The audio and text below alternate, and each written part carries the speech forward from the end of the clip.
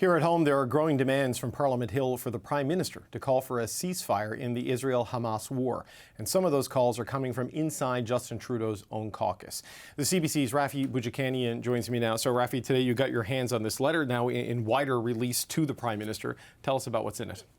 David, it's signed by more than 30 MPs, a majority of them Liberals, including many parliamentary secretaries, former Cabinet Minister Omar Al-Gabra. It's directed at the Prime Minister, and it is asking for Canada to join these international calls for a ceasefire. It also says Canada's long been a voice for peace, that it needs to stand up for international law, insists on Canada doubling down on the opening of that humanitarian corridor that has not happened so far. Now, there are MPs from other parties on it. Green leader Liz May, for example, as well as NDP House leader Peter Julian have signed it. But of course, those parties have been asking for a ceasefire for a while. That's how the NDP began question period this week. And whenever we've heard Prime Minister Justin Trudeau address questions around a ceasefire, he's typically said Israel has a right to defend itself within the bounds of international law. Now, today, Trudeau did acknowledge that there are divisions within his caucus, that there are different perspectives on this issue. But, well, the fact that a letter signed by nearly 24 Liberal MPs is actually asking for a ceasefire, it's starting to show that those differences of opinion are getting more vocal. Yes, you can see that in some of the social media posts from their MPs about how the conversations they're having internally. But just a quick final point. The letter, we have it there. You can see the signatures being put on the screen, some of the ones you outlined, including a couple of the people running for the Ontario Liberal leadership in Nate Erskine-Smith and Yasser Naqvi. Have we heard anything yet from the Prime Minister's office? I've not seen anything. No, we did reach out to them for comment on this. I've been referred to Foreign Affairs Minister Melanie Joly's office, so we'll see what they may have to say about it. Okay. Rafi, thank you so much. That's the CBC's Rafi Boudjikanian. Okay, so the Prime Minister, he was asked earlier about the divisions over how Canada should respond in this conflict, and he spoke quite openly about some of the challenges that were being faced there as Rafi has outlined. And we're going to speak now with one of the people behind this letter, Salma Zahid. For more on this letter to the Prime Minister, I'm joined by one of the Liberal signatories, Ontario MP Salma Zahid. Ms. Zahid, thank you so much for joining us. Thank you for having me. You didn't just sign this letter, you helped organize this letter. Why did you feel that this step was necessary?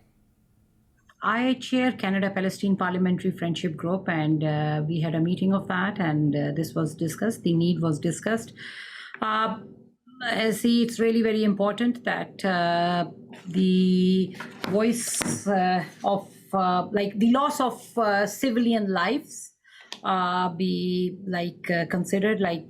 I'm really sad to see the humanitarian crisis unfolding before our eyes. So that's why I did that. Have you had any response yet from the Prime Minister, his office, his staff, or anyone higher up in the chain of command in the government? The letter has just gone out, so I was also out. I just came back to my office. Right, so that's a no then. So it has seemed pretty clear to me, Ms. Zahid, that the Canadian government, at least the Prime Minister, is not prepared to call for a ceasefire. They speak quite often on Israel's right to defend itself in accordance with international law, and they've not uttered anything approaching this. So how do you expect this has been received and will be received by the Prime Minister? See, like I tell you, I have been on the phone constantly since this crisis began with my constituents and with my friends and neighbors in the Palestinian, broader Muslim community, the Arab community, and they all have been hurting. The incident at the Al Ahli Baptist Hospital in particular has really shook the community. It is an unspeakable territory. So I've spoken to the people who have lost family members in Gaza and who have family members who are still trapped there. They are worried. It's we are seeing in front of us a humanitarian crisis unfolding there. There is no food, no electricity, no water, no medical supplies.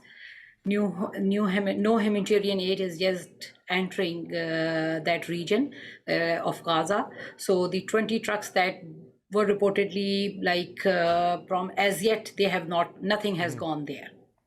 So my call is for the protection of the innocent civilian lives caught there in that region.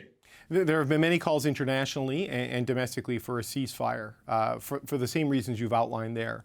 The counter argument against it from people is that Israel has the right to defend itself. And if you take a break in the military operations, it could allow Hamas to regroup, rearm, and further entrench its defensive position in Gaza. What's your response to those arguments? See, I condemn the killing of the innocent civilians, regardless of who they are. These. I don't know if you have seen. You must have seen a lot of pictures and the videos coming out, seeing the loss of the young children. It is really very sad. As a mother, it's really very difficult to see that. So we have to make sure that the lives of the innocent civilians are protected. And that's why when I spoke at the Take Note debate on Monday also, I said that it is really very important that Canada be a strong voice for peace and make sure that we be a strong voice for a ceasefire. Because if this continues, longer this conflict goes on, more innocent civilians will pay with their lives. That's why I really say that Canada join the international calls for an immediate ceasefire. Canada must act before more innocent children are killed. None of Canada's core allies have as yet called for a ceasefire. The United States, the United Kingdom, sort of the big players in NATO, the G7, and the key players in Europe. Do you expect that Justin Trudeau, the Prime Minister, would break ranks with those countries? I hope that seeing the targeting of the innocent civilians, people will step up and call for a ceasefire. I really condemn the international targeting of innocent civilians, regardless of their political views. And I really worry for the safety of the innocent civilians caught in the middle of this escalating conflict, especially the children. I'm a mother of two young boys, 25 and 23-year-old. So as a mother, I cannot imagine the grief those mothers are going who are seeing the loss of their children. There are 33 MPs with their signatures on this letter, about 24 from the Liberal caucus, the rest from the New Democrats and from the Greens. Was there anyone you approached who refused to sign this letter? This letter, we had a meeting of the Canada-Palestine Parliamentary Friendship Group, and on the request of all the members, this letter was drafted and sent to all the members. And then I know some members of the parliament shared that among their caucuses, and some members outside the Parliamentary Friendship Group also stepped up to sign this letter. I can imagine this is going to be a difficult argument or conversation inside the Liberal caucus. We've heard from your colleagues like Anthony Housefather and Ben Carr, for example, on this issue, saying they don't support a ceasefire, though they do support efforts for humanitarian protection of civilians inside Gaza. How difficult has this been inside the Liberal caucus to deal with, given the broad range of communities that are represented in your party? One thing I would like to emphasize is that it's really important that in Canada we come together and we put an end to any rising incidents of Islamophobia and anti-Semitism which is happening. In Canada, we live in peace with our neighbors while we worry about our friends and loved ones overseas. But it is really very important that as Canadians, we are known for patience, compassion. So we must treat each other with patience, kindness, and understanding. And my prayers are with all those deeply worried and traumatized by the events in Israel and in Palestine. And I condemn all incidents of anti-Semitism and Islamophobia. And I really urge any incidents of hateful violence to be investigated by the proper authorities. There is no place for any hatred in Canada. And the second thing I want to emphasize is that I was elected as Member of Parliament for the riding of Scarborough Centre. I